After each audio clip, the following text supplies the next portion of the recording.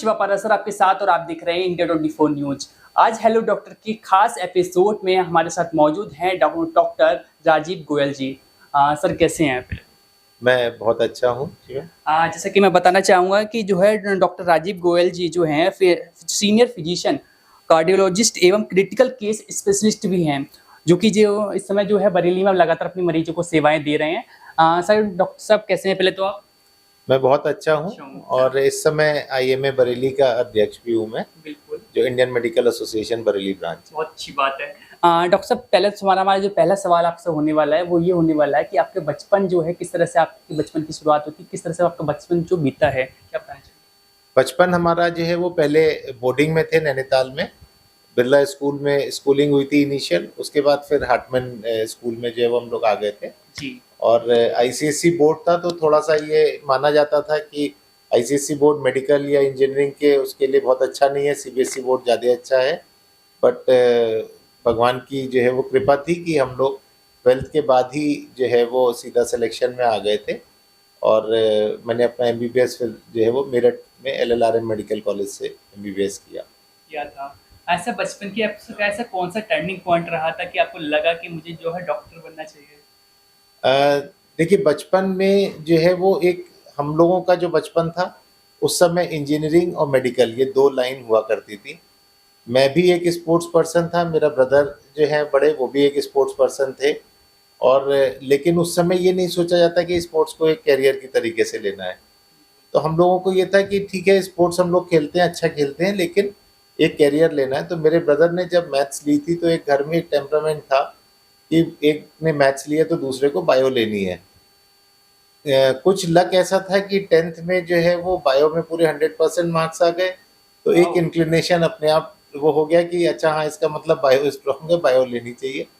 तो that's how हम medical field में आए।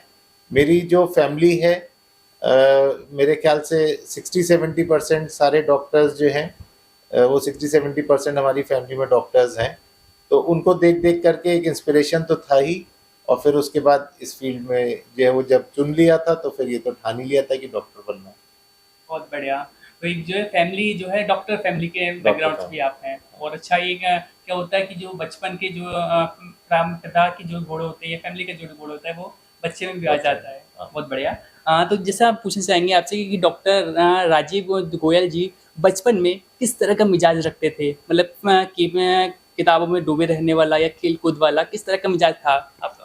नहीं, पूरा जो है वो लाइफ को पूरा एंजॉय करते थे बचपन से।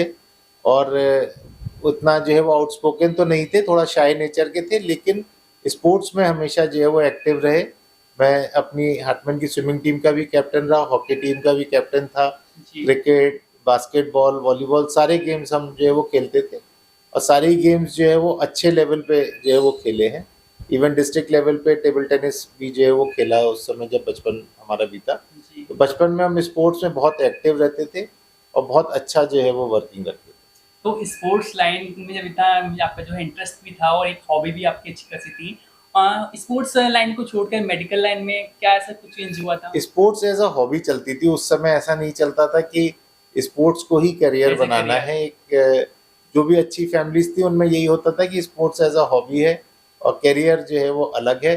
करियर भी उस समय बहुत ज़्यादा ऑप्शंस नहीं हुआ करते थे, medical, engineering and chartered accountant ये 3 ही होते थे।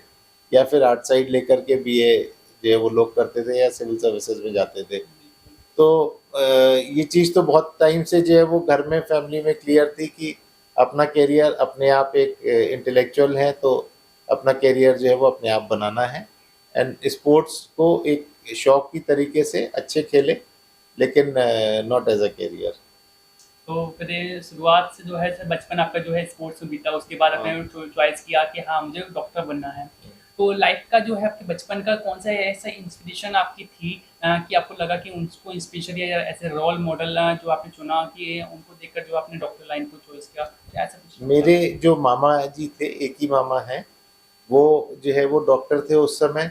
और बाकी जो बचपन में मेरे फादर के फ्रेंड्स थे, एक आध डॉक्टर्स थे, हम दिखाने जाते थे, डॉक्टर पाठक थे। जी। हमारे घर के बगल में डॉक्टर सुशील टंडन सर थे। मेरे चाचा डॉक्टर केशव, डॉक्टर विपुल, ये लोग सब काफ़ी सारे डॉक्टर्स थे। तो मुझे एक ऐसा अंदर से एक फीलिंग आती थी कि मेडिकल साइंस ही एक ऐसी फील्ड है जिसमें कि हम एक अच्छा करियर भी है, प्लस कुछ करने का, कुछ समाज को वापस देने का जो है वो एक जरिया भी जो है वो बनाया माध्यम जा है। सकता है, एक माध्यम बनाया जा सकता है। मेडिकल साइंस को उस समय इसी तरीके से देखते थे हम लोग कि कुछ अच्छा जो है वो कर सकते हैं, और प्लस एक साथ में फीलिंग ये भी होती थी कि आप अपने शहर वापस आके, अगर आपके शहर ने आपको बहुत कुछ दिया है तो आप भी अपने शहर को बहुत कुछ दे सकते हैं, जो शायद इंजीनियरिंग करने वालों के लिए मुश्किल होता है, क्योंकि बरेली में उस लेवल की ना तो इंडस्ट्रीज़ थी, तो जॉब्स भी नहीं थी। तो इसलिए मेडिकल एक ऐसा प्रोफेशन भी होता था कि आप अपने शहर को भी कुछ दे सकते हैं, अपने समाज को, अपनी सोसाइटी को भी कुछ दे सकते हैं, और एक अच्छा काम करने के लिए जो है वो आपको प्लेटफॉर्म मिल जाता है, जी। आपको जनता की सेवा करने का एक प्लेटफॉर्म मिल जाता है। तो वही सोच रखते हुए जो है वो मेडिकल करियर को चुना था, और उसी में इसलिए आगे बढ़े। जिस सन में आपने किस सन में एमबीबीएस किया था? मैंने 1992 बैच से 92 में। एमबीबीएस किया है। जैसे कि उस टाइम में क्या है कि इंटरनेट इतना जो है टेक्नोलॉजी इतनी नहीं डेवलप हो पाई थी। आम तौर पर जो है एजुकेशन लेने के लिए बुक्स जो है किताबों का ही सहारा लिया जाता था। उस टाइम की अपेक्षा अब जो इसमें जो है क्या कुछ आपको जो है टेक्नोलॉजी आने के बाद चेंजेस देखने को मिले हैं, और उस टाइम की अपेक्षा क्या कुछ आपको जो है एजुकेशन सिस्टम में जो बदलाव देखने को मिला है, और किस तरह से क्या उस वक्त ज़्यादा आसान था एमबीबीएस करना या आज के टाइम में आसान है?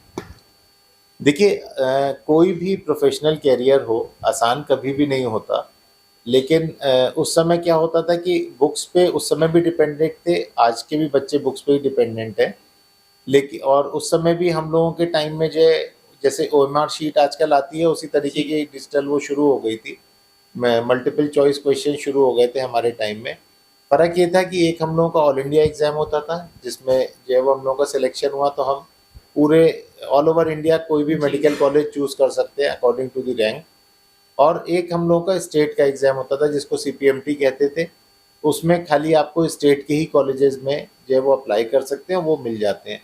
तो लोगों का एक जो है वो इंक्लिनेशन ये रहता था कि अगर हमारा ऑल इंडिया हो जाता है तो हम लोग कम से कम जो है वो अपनी जहाँ स्पीकिंग जो है वो मेजरली हिंदी है, जैसे सपोज़ दिल्ली है, या इधर जो है एमपी है, मध्य प्रदेश है, छत्तीसगढ़ था, और इवन महाराष्ट्र के भी कुछ पार्ट्स में उतनी डिफ़िकल्टी नहीं, तो पंजाब साइड, हरियाणा साइड, इधर के भी कॉलेजेस में हम लोग एडमिशन ले सकते हैं, और हम लोग अपने स्टेट से बाहर जा कर के भी कुछ जो है वो कर सकते हैं, कुछ नया और कुछ सीख सकते हैं।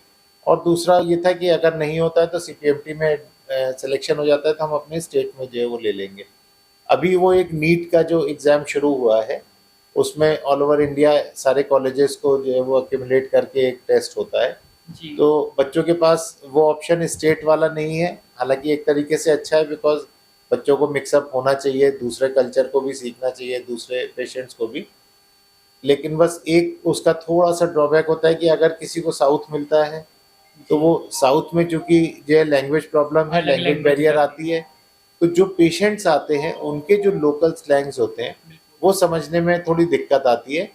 प्लस हर एरिया में कुछ पेशेंट्स अलग होते हैं, तो वो उन पेशेंट्स को जो है वो सीखना डील करना। समझना जो है वो बिल्कुल। थोड़ा-सा इम्पोर्टेंट होता है, क्योंकि अगर वापस आके अपने शहर में प्रैक्टिस करनी है, तो थोड़ा-सा डिफ़िकल्टी जो है वो इस चीज़ की आती है। लेकिन अदरवाइज़ इट इज़ गुड कि इंडिया एक है, और मुझे लगता है सबको मिल-जुल करके और मिलना-जुलना चाहिए।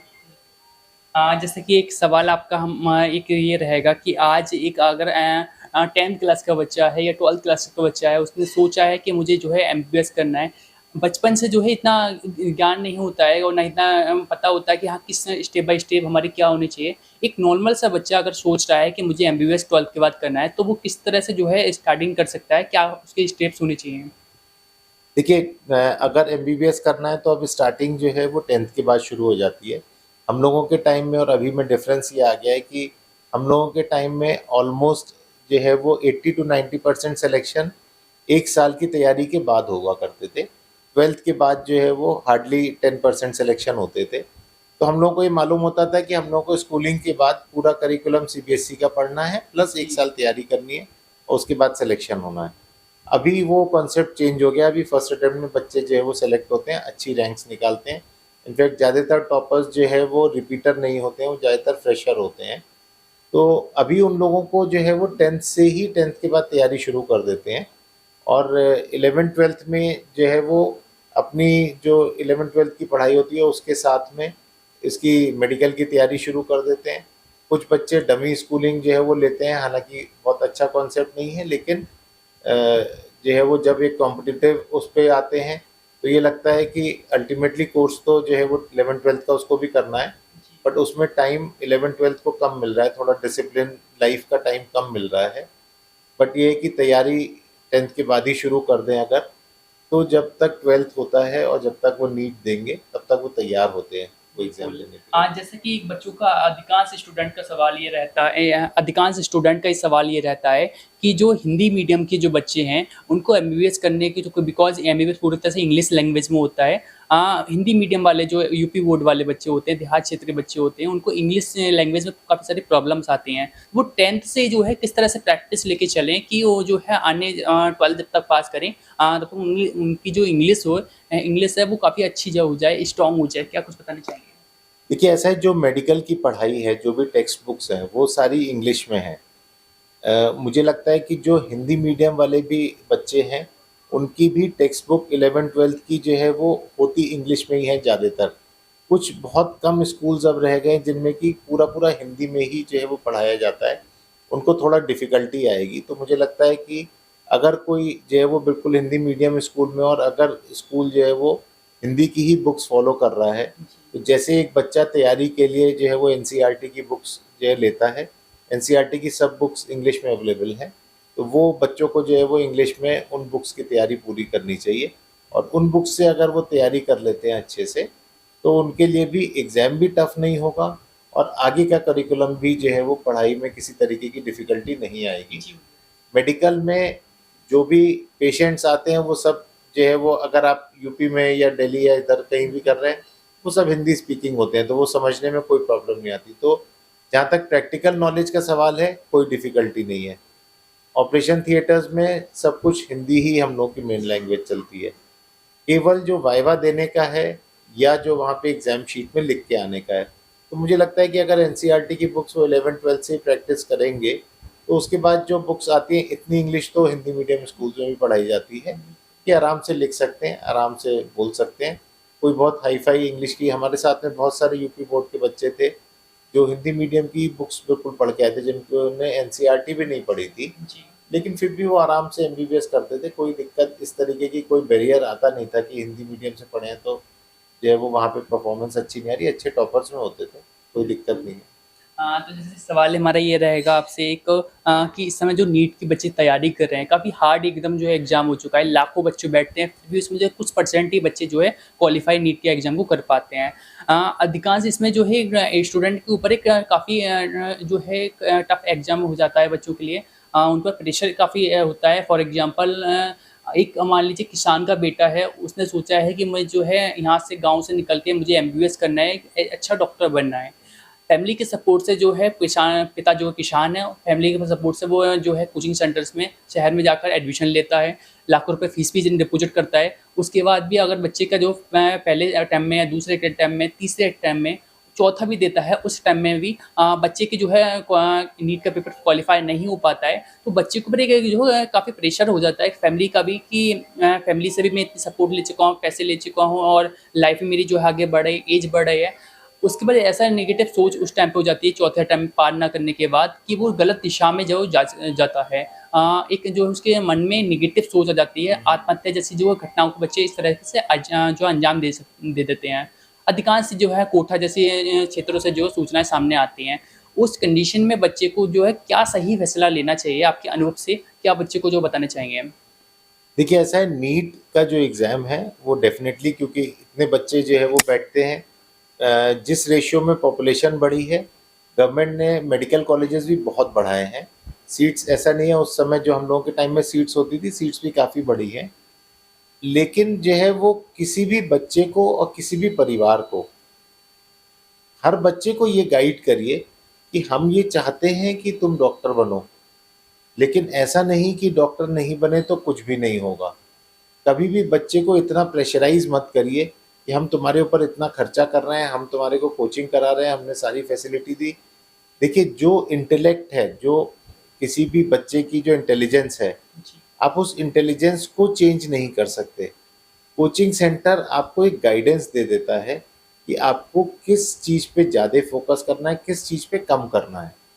तो यानी कि मतलब ये पार्ट इम्पोर्टेंट है पढ़ाई का, ये पार्ट थोड़ा कम इम्पोर्टेंट है।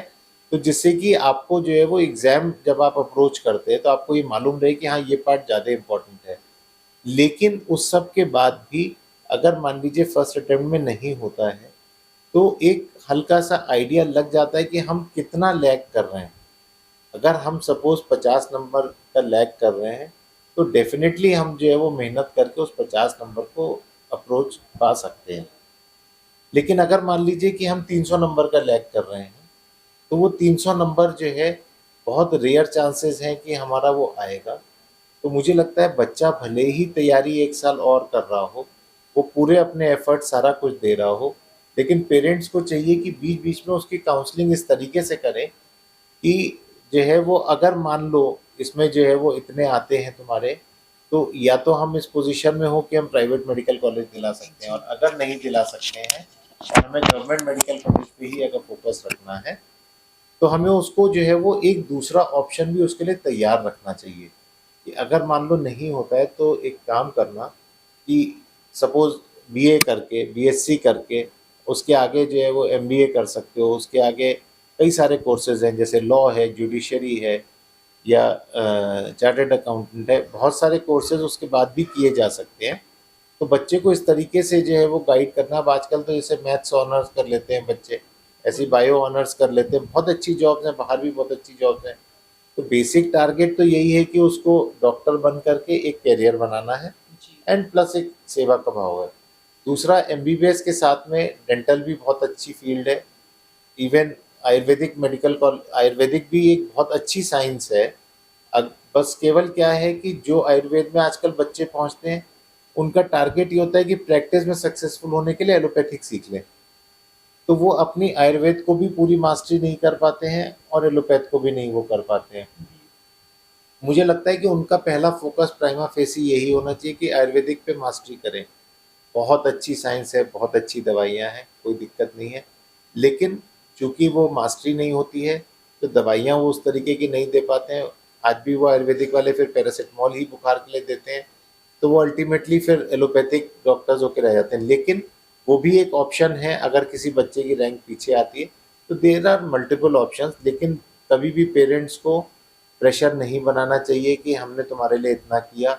आप अपनी ज़िम्मेदारी निभा रहे हैं, आप उसको एक डायरेक्शन दे रहे हैं, आप उसको एक सपोर्ट सिस्टम दे रहे हैं। आप उसको जो है वो सपोर्ट सिस्टम के बदले इस तरीके से मत प्रेशराइज़ करिए कि तुमने जो है वो सारे पैसे डुबा दिए, तुमने अगर सिलेक्शन भी नहीं हुआ, इतने पैसे मेरे लग गए। बिल्कुल भी इस तरीके से मत चलिए, बच्चों को प्रेशर मत दीजिए। कोटा का यही जो आपने ज़िक्र किया, यही चीज़ जो है दिक्कत है, क्योंकि वहाँ पे एक रैंकिंग सिस्टम के हिसाब से बच्चों को ग्रेड कर दिया जाता है कि सपोज़ ए बैच, बी बैच, सी बैच, डी बैच। किसी बच्चे की तबीयत खराब हो गई या किसी वजह से लैग हुआ, तो उन्होंने फटाफट एक नीचे बैच में कर दिया। फिर वो पूरा एफर्ट लगाता है कि मैं कैसे कवर अप करके वापस बैच में आ जाऊँ। एक कॉम्पिटिटिवनेस तो है, लेकिन पेरेंट्स को चाहिए कि उसको क्लोज़ली ऑब्ज़र्व करें। कहीं इस कॉम्पिटिटिवनेस में 100% बच्चा उसको कॉम्पिटिटिव उसमें नहीं लेगा। कुछ बच्चे ज़रूर ऐसा होंगे जो उसको थोड़ा-सा नेगेटिव वे में ले लेंगे। तो अगर हमारा बच्चा उसको नेगेटिव वे में ले रहा है, बहुत प्रेशर से ले रहा है, उसको बिल्कुल प्रेशर मत दीजिए। उससे कहिए कोई बात नहीं, तुम बी बैच में भी चलोगे, सी बैच में भी चलोगे, हमें कोई प्रॉब्लम नहीं है। तुम नॉलेज गेन करते रहो। क्योंकि परफॉर्मर जो है वो अगर सपोज़ एक ऊपर वाले बैच से 50 बच्चे सेलेक्ट होते हैं, तो 10 बच्चे, 15 बच्चे नीचे वाले बैच से भी सेलेक्ट होते हैं। प्रेशर बच्चे पे मत करिए बिल्कुल। बिल्कुल। हाँ।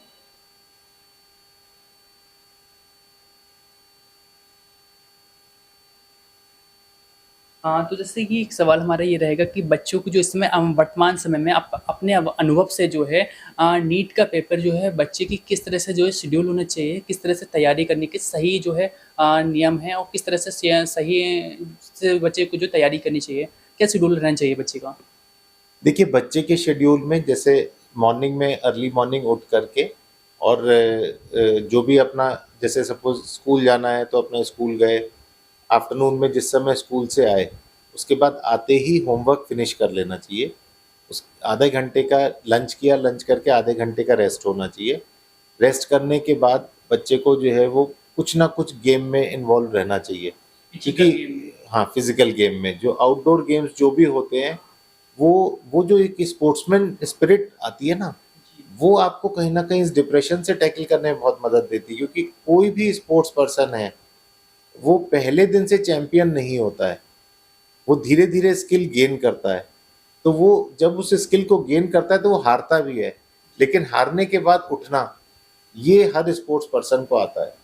हर किसी को आउटडोर गेम जरूर खेलना चाहिए, क्योंकि वो जब गिरेगा, जब वो हारेगा, जब उसका अटेम्प्ट वेस्ट होगा, उसके बाद फिर वापस कैसे उठना है, वो उसको जो है वो ऑटोमेटिक आ जाएगा। उसके बाद थोड़ी देर स्पोर्ट्स करें, स्पोर्ट्स करने के बाद में फिर अपना जो है वो पढ़ाई का शेड्यूल शुरू करें। अगर नीट की तैयारी करनी है तो इवनिंग टाइम में पूरा अपना नीट का जो है वो सिलेबस जो भी है वो करिकुलम जो है वो अपना किया। उसकी बुक्स का तरीका यही है कि आपने एक बार बुक को पहले सबसे पहले रीड करते हुए समझा, उसके बाद उसको जो है वो याद किया। और जब आपके जैसे सपोज एक एक पेज बाई पेज कर रहे हैं, जब आपके 3 या 4 पेज हो गए, उसके बाद एक बार रिवाइज कर लिया उसको, तो आपको वो चीज़ वो पक्की होती जाएगी। दूसरा, जो पुराने ईयर्स के एमसीक्यूज होते हैं, जो ऑब्जेक्टिव टाइप्स जो आए होते हैं, उनको जो है वो डेली प्रैक्टिस टेस्ट की तरीके से डेली लगाना है।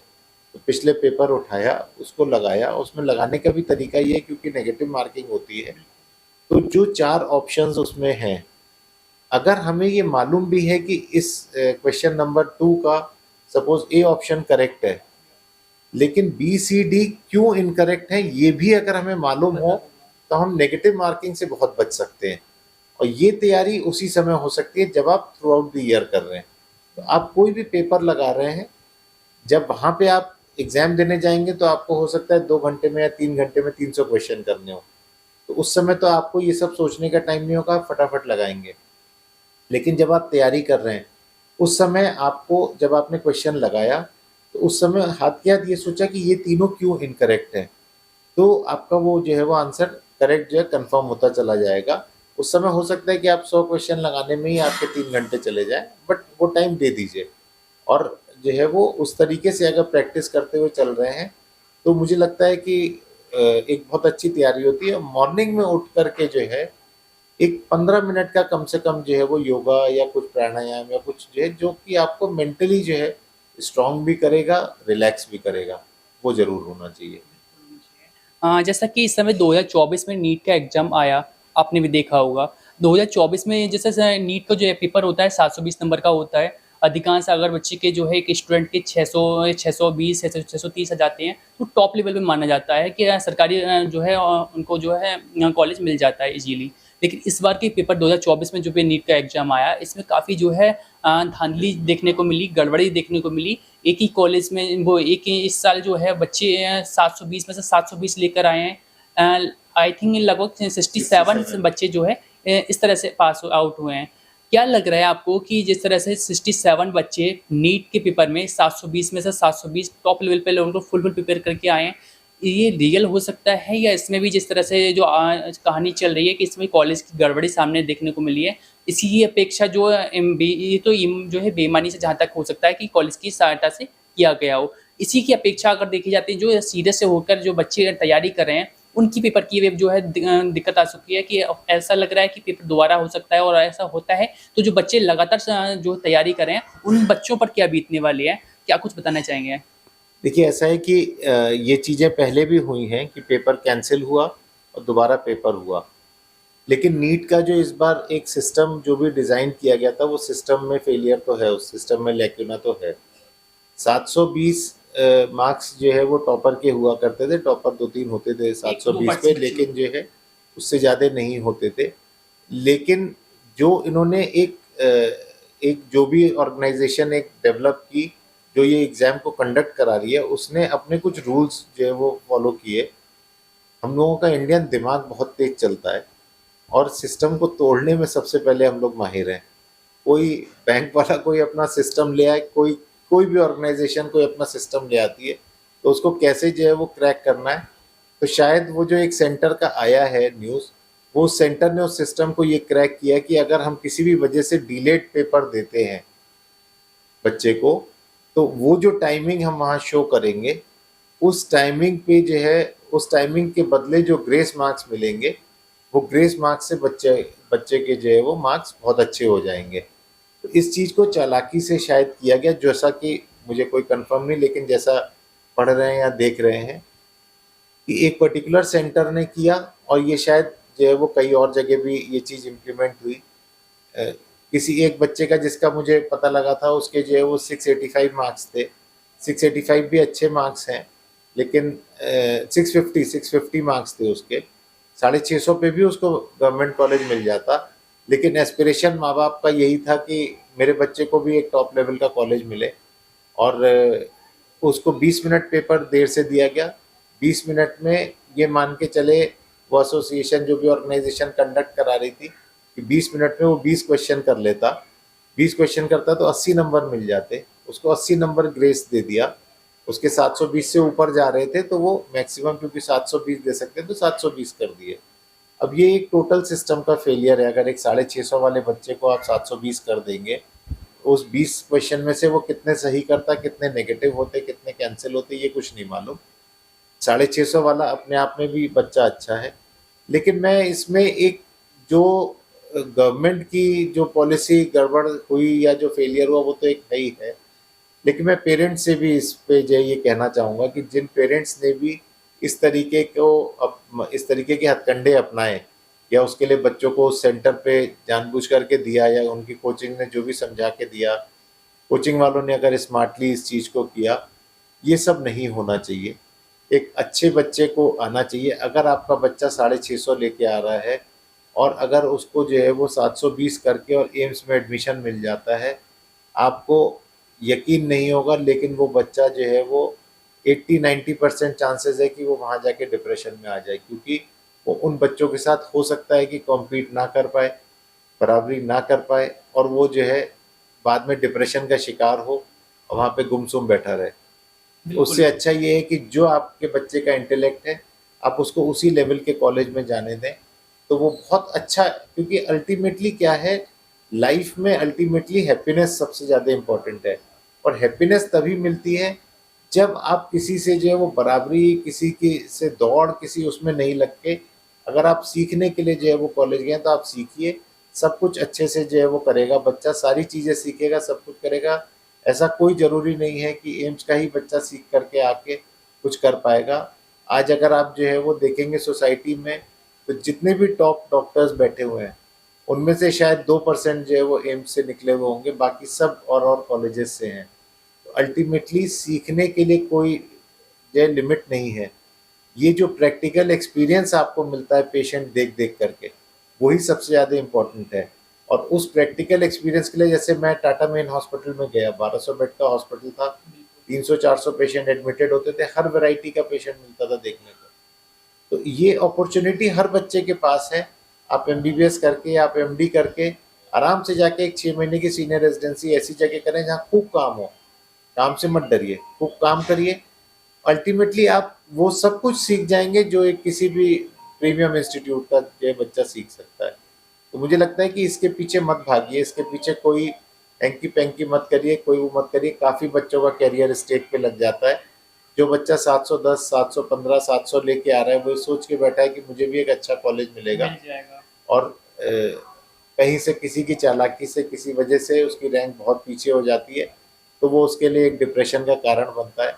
तो आप, मुझे उन पेरेंट्स से भी जो है वो यही कहना है कि आप किसी के डिप्रेशन का कारण मत बनिए, और ऐसा मत सोचिए कि मेरे बच्चे को टॉप करके ही जो है वो कुछ अचीव कराना है मुझे। एक नॉर्मल हेल्दी वे में जो है वो कंपटीशन को चलने दें, तो वो ज़्यादा अच्छा है। हाँ, क्या बच्चे ऐसे जो है आगे बढ़ पाएँगे? ये बच्चे जो है वो देखिए बहुत दिक्कत में आएंगे, और बहुत ज़्यादा प्रेशर में ये एमबीबीएस करेंगे, क्योंकि जितने भी प्रीमियम इंस्टीट्यूट्स हैं उनके अपने प्रेशर्स वैसे ही बहुत ज़्यादा होते हैं। और जब जो है वो वहाँ पे टॉप लेवल के बच्चे और होंगे, और उनके साथ वो कॉम्पीट नहीं कर पा रहे होंगे, तो खुद ही वो डिप्रेशन में आएंगे। तो मुझे लगता है कि ये बहुत दिक्कत वाला होने वाला है, और इसके ऊपर रिकंसिडर करना चाहिए गवर्नमेंट को कि हमें किस तरीके से क्या करना है। चाहे तो ये भी कर सकते हैं कि जिन बच्चों को ग्रेस मार्क्स दिए हैं, उनका आप एक जो है वो जो भी उन्होंने परफॉर्मेंस की थी या उन बच्चों का एक जो है वो रीटेस्ट जो है वो करा सकते हैं। रीटेस्ट करा करके उनकी स्कोरिंग के हिसाब से एक कुछ फॉर्मूला डिज़ाइन कर सकते हैं कि कैसे करके हमें जो है वो उसको अप्रोच करना एक है। एक्स्ट्रा एग्जाम दे सकते हैं बच्चों को। हाँ, अगर मान लीजिए बच्चा जो है वो उसी तरीके की परफॉर्मेंस दे रहा है, ऑलमोस्ट 100% ला रहा है, तो कोई बात नहीं, बहुत अच्छी बात है। लेकिन मुझे लगता है कि एक बार रिकंसिडर करना चाहिए, ये जो ग्रेस मार्क्स देने का जो सिस्टम डिज़ाइन किया है, वो सिस्टम फॉल्टी है, उसमें कुछ ना कुछ चेंजेस होने चाहिए। बिल्कुल। जैसे कि ये तो रही एजुकेशन की बात, अगर आप बच्चे जो है इस समय वर्तमान में जो समस्याएँ मेन चल रही हैं, जिन पर अधिकांश न्यूज़ चैनल से बात नहीं होती है, आपसे एज़ अ डॉक्टर पूछना चाहेंगे इस समय जो है एक ख़ास जो फूड की अगर लेते हैं, तो इस समय चाइनीज़ फूड जो है अधिकांश जगह मिल रहा है और काफ़ी जो है चर्चाओं में भी है, बच्चे अधिकांश पसंद भी करते हैं, जो आजकल के बच्चे हैं। चाइनीज़ फूड में जो है इस समय अधिकांश मोमोज़ बहुत ही फ़ेमस जो है प्रोडक्ट हो चुका है, एक डिश हो चुकी है, जो एक गली के ठेले से लेकर जो है रेस्टोरेंट तक बड़े-बड़े होटल तक मिलती है। अधिकांश मोमोज़ जो है बच्चों की इस तरह से बच्चों की इस समय लत लग चुकी है कि डे टू डे जो है डे बच्चे जो है मोमोज़, चाउमीन, पिज़्ज़ा वगैरह ऐसी चीज़ें लोअल कंटिन्यू डेली बेस पे खाते हैं। क्या ये जो है डेली मोमोज़ खाने से जो है उसकी जो स्टीम मोमोज़ खाने से बच्चों के शरीर पर जो है क्या इफ़ेक्ट पड़ता है और अधिकांश जो 15 साल से कम उम्र के बच्चे डेली मोमोज़ खाते हैं, उनके शरीर पर क्या इफ़ेक्ट पड़ता है? क्या कुछ बताना चाहेंगे? देखिए, 2 चीज़ें इम्पोर्टेंट हैं, एक है बाज़ार का, एक है घर का। अगर हम ये सारे आइटम की बात करें कि स्टीम्ड मोमोज़ हैं या चाउमीन है या जो भी मतलब फ़ास्ट फूड बर्गर्स-वर्गर्स जो भी हैं, बाज़ार की हम बात करें तो आपको यही नहीं पता कि उसके अंदर क्या डाला हुआ है। मोमोज़ में कट वेजिटेबल्स जो है वो होती हैं, जो भी बची-खुची हैं पहले दिन की सबको मिक्स करके उसमें भरा जा सकता है, स्टीम किया जा सकता है। वो बहुत ज़्यादा हार्मफुल है।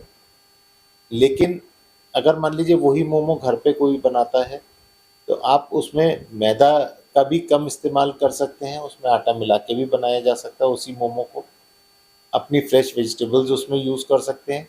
तो एक जो बच्चे कई बार सब्जियाँ नहीं खाते हैं, दाल-चावल खा लेंगे, सब्ज़ी नहीं खाऊँगा मैं। तो ये जो कॉन्सेप्ट है, ये भी कॉन्सेप्ट इससे चेंज होता है। तो एक खराबी में भी अच्छाई अगर ढूँढना है, तो अगर माँ-बाप थोड़ा एफ़र्ट करें, जैसे घरों में आजकल इडली बन जाती है, उसी सांचे में मोमो बन जाता है। आप उसमें मैदा और जैसे खाली प्लेन मैदा अगर हम देते हैं, तो आपको बहुत नुकसान पहुँचता है, अगर ज़्यादा क्वांटिटी में लें। अदरवाइज़ मैदा के तो हम लोग भटूरे भी खाते आ रहे हैं, जलेबी जी। भी खाते आ रहे हैं या नान होती है बिल्कुल। होटल में। तो इस तरीके की मैदा की हम लोग चीज़ें खाते रहे हैं, ऐसा नहीं है। मठरी है, लट हमारे यहाँ वो समोसे कूर के बनते हैं, सब मैदा के बनते हैं। अधिकांश मैदा से तो ऐसा नहीं बनते है कि हैं। मैदा हम लोग मतलब एक थोड़ा-सा ट्रेंड चल रहा है कि नहीं मैदा नहीं, लेकिन मैदा की ज़्यादा खपत जो है मोमो में पूरा ही मैदा का होता है, तो वो थोड़ा-सा हार्मफुल है। लेकिन जो है अगर हम उसमें थोड़ा-सा आटा मिला लें, कोई फ़र्क नहीं पड़ेगा, मैं उसका मोमो का टेस्ट वही रहेगा। चलिए आज की शो में एक आखिरी हमारा सवाल ये रहेगा कि आप बरेली की जनता के लिए एज़ अ मेडिकल फॉर्म में जो है अपने स्वास्थ्य को सही रखने के लिए क्या एक संदेश आपका रहने वाला है? देखिए, हर किसी को अपनी लिविंग में सुबह को एक एक्सरसाइज़ का पैटर्न जो है वो शामिल करना पड़ेगा।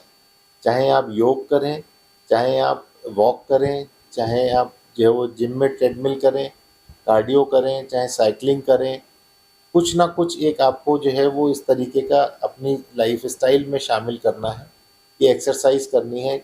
जितना ये कोरोना में भी क्लॉट्स बनने की ये सब टेंडेंसी ये भी कम रहेगी। तो एक तो वो, दूसरा ये कि गर्मी के दिनों में पाचन क्रिया थोड़ी स्लो हो जाती है, तो खाना-पीना भी उसी हिसाब से थोड़ा-सा ऑयली ना खाएँ, कम क्वांटिटी भी कम करें और ऑयली भी ना खाएँ खाना-पीना, और एक न्यूट्रिशियस खाना जो है सुबह खाएँ। स्प्राउट्स है या ड्राई फ्रूट्स हैं भीगे हुए, ये अपने जो है वो नाश्ते के साथ ज़रूर शामिल करें। हल्का नाश्ता जो है वो लें।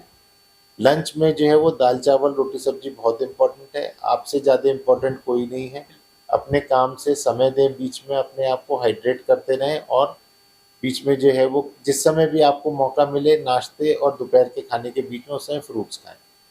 फ्रूट्स बहुत सारी आजकल एक वो चल भी रहा है कि इंजेक्शन लगे फल आ रहे हैं या वो जो भी चल रहा है, तो आप कोशिश ये करें कि वैरायटी ऑफ फ्रूट खाएँ, इसी से आप जो है वो हेल्दी रह सकते हैं। स्वस्थ रह सकते हैं, बिल्कुल। तो आज के आप बता दें आज के हेलो डॉक्टर शो में के एक खास एपिसोड में हमारे साथ बरेली से डॉक्टर राजीव गोयल जी मौजूद थे, जिनसे आज हमारी जो हेलो डॉक्टर शो में उनके जीवन को लेकर जो है चर्चा की गई। चलिए अगले हफ्ते जो है फिर मिलते हैं रात 9 बजे हेलो डॉक्टर शो में एक नए गेस्ट के साथ। तब तक के लिए देखते रहिए इंडिया 24 न्यूज़ की खास पेशकश।